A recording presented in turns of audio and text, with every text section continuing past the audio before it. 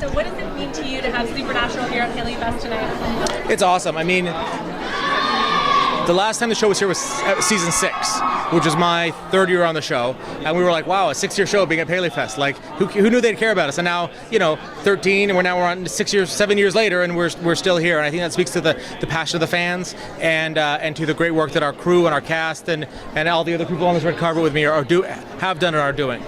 Talk to me about Scooby Natural. Is that something you ever thought you'd see happen, and what excites you about it? No, I mean, we had talked going way back to when Eric Kripke was running the show, like doing animation or doing an animated element was something that would be floated and kind of batted down as too complicated.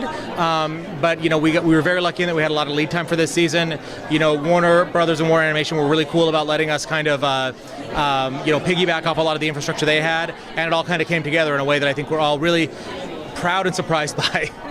Now that Door to Hop universe is open, is there another crossover you'd like to see, no matter how unrealistic? I don't know. I've always, it's always been really interesting, and we've talked about doing it before. It hasn't quite worked out. Sam and Dean versus Jason versus Freddy versus some of the iconic characters that are out there. What are you most excited for fans to see from the rest of the season? I'm just excited to see, we're the part of the season where, Supernatural has a rhythm to it. We have been in the most recent part kind of pulling our characters apart. Everyone's kind of got their own storylines.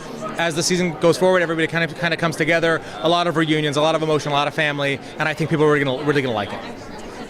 Since Jared and Jensen have been here since the beginning and been the core of the show, yes. What excites you about kind of the relationship they have this season in particular?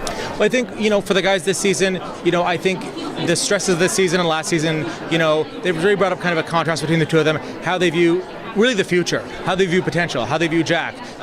Is he evil? Is he savable? It speaks to the core of the guys. And ultimately, while our guys are not, no one's going to walk away from the life anymore. That ship has kind of sailed, but they do have different opinions. And I think it really kind of speaks to how far much our guys have grown, that they're both, I think, to an extent, a little bit more mature in their worldviews than they were a few years ago.